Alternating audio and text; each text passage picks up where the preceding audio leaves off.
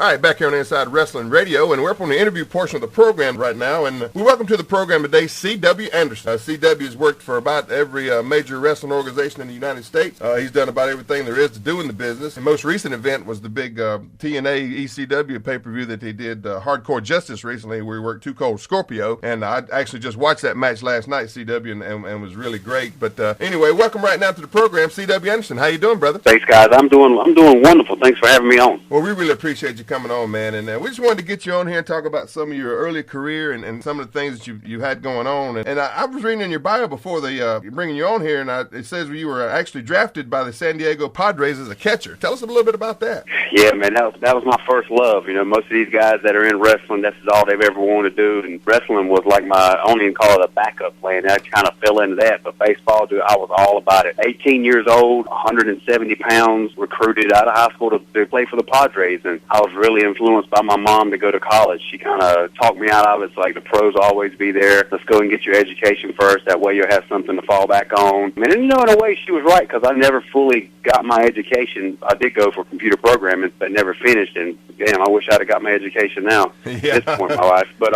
yeah, I always think what could have been if I'd have signed. They were trying to groom me to be a backup for the guy that I actually idolized, was Benito Santiago. He was the catcher for the Padres at the time, and that was, you know, I actually got a tat on my leg because of him, and it never panned out. But I guess things happen for the better. But you know, whatever. Well, that's a pretty big deal, being drafted out of high school into the major, into the major leagues, right? Yeah.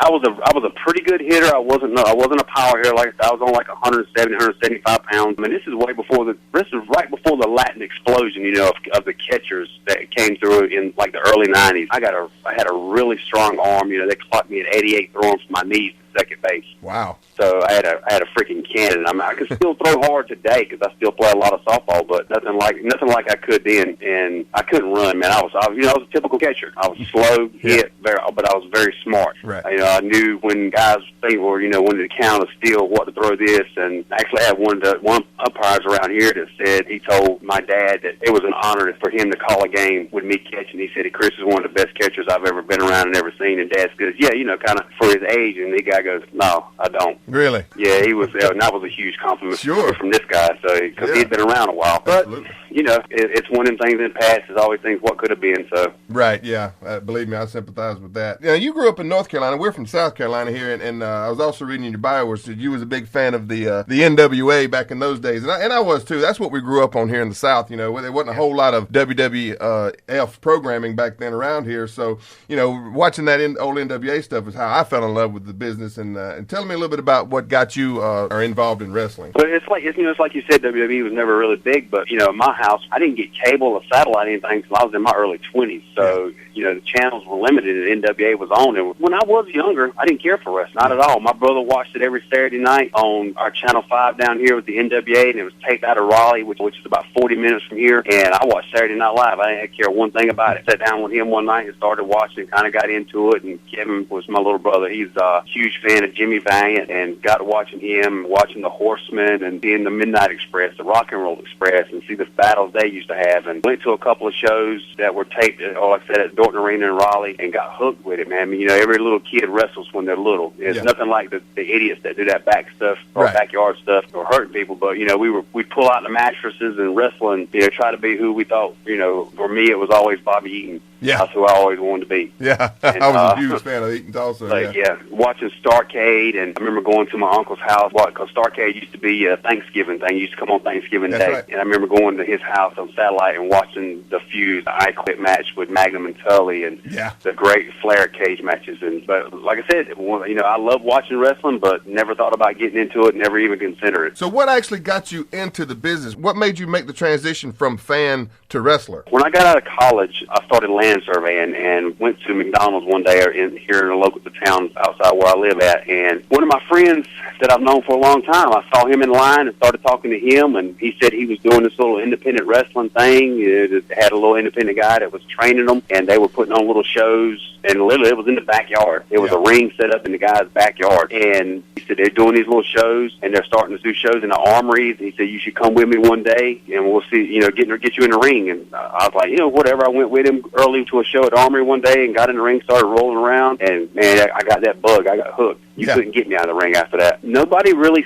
trained me. I was in the ring with a bunch of guys, and every guy that was an independent wrestler was showing me different things. So I really never got any formal training until I got down to the power plant, which was about 6 years later. So you just kind of fumbled your way through the indies there, kind of just learning as you went. Pretty much. That was it. And my very first match, they put me under a hood, called me El Chico, man. This was like when the Razor Ramon thing was going on. And they got me under the hood doing that, and one of the guys that was running the Anderson gimmick happened to be there and was looking for a tag partner to run up and down the East Coast with him. And I didn't have a beard at the time. I just had a goatee. And he said I kind of looked like one of the Andersons if I grew the beard out and wanted if I was interested. I was like, sure. He said, well, kind of come up with a 3-letter name, because his name was Pat, and then there was Arn and Ole. Right. They kind of come up with something along those lines, and we'll start you off at Anderson, grow the beard. And I tried for 2 weeks coming up with a name. It was like Ike and Cal, all these stupid names. And right. One of my old baseball coach was the manager, and I said, Mr. Randy, I can't come up with anything. What are we going to do? He said, I would just use your initials and call you CW. And it stuck, and they just took off from there.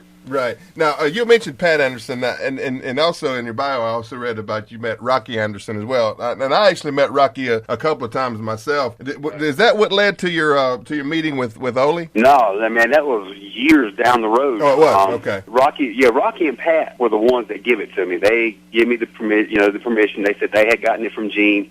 They're giving it to me, and this is the rules you have to go by as being an Anderson. Right. And the thing with Ole never transpired to about 2005, I think, when I had just gotten back from Japan. Oh, okay. And I got you. Yeah, High Spots was running. Okay, I got you. I wasn't sure how that meeting came about, but did you ever have occasion to meet Gene? No, he had passed away before I'd ever got a chance to meet him. Got you. See, we actually we met Rikki at a show in Columbia, and he actually put us in the ring at Gene's school that he had at the time down there, and right before he passed away, we did have occasion to meet him, and just a class guy all the way around, which was that's what I heard. Which was kind of disappointing when I found out that you had actually met Ole and didn't have a great meeting with him, so to speak. No, he was the exact opposite of what Anderson should have been, and what you say Gene was, and what Arn was. How Arn treated me when I met him. Sure. Ole was just the most bitter, pissed off man I had ever met on as far as being involved with wrestling. Right. And we're up on a break here, CW. And when we get back from the break, I'd like to pick up right there and talk a little bit more about your meeting with Ole there and find out exactly what his problem was. Okay? Right. All right. We'll be right back. More Inside Wrestling Radio with CW Anderson coming up next.